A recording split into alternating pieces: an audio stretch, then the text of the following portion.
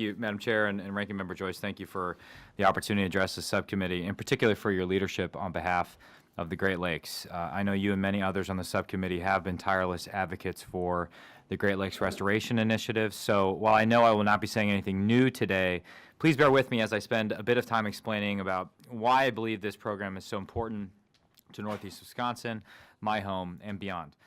Anyone who's visited the Great Lakes knows they are a national treasure. They not only hold over 20% of the world's freshwater supply, but support thousands of family-sustaining jobs. Industries from agriculture to transportation to tourism depend on the health and the preservation of these waters. These lakes, however, provide for more than just our economy. They provide for a way of life. Lake Michigan is the backyard of my district. From swimming and boating in the summer to ice fishing in the bitter cold winter, Lake Michigan provides countless hours of enjoyment and has a special place in the lives of Northeast Wisconsinites. Given the central role Lake Michigan plays in our community, it should be no surprise that Wisconsinites are passionate about the health of our waters. We do not take threats to our ecosystem lightly.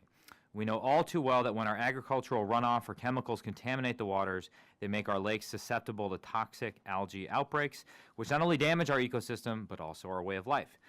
GLRI dollars support projects to counter these threats. In Northeast Wisconsin, we've seen firsthand how successful these projects can be. For example, the Fox River fell victim to side effects from the paper manufacturing industry boom. PCBs, toxic chemicals used in the paper industry from 1954 to 1971.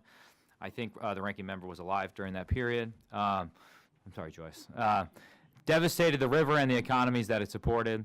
Today, the Fox River is still considered a GLRI area of concern, but because of these dollars and the projects they support, we hope to complete the Fox River cleanup next year, and I can't emphasize how important that is for my district and my hometown.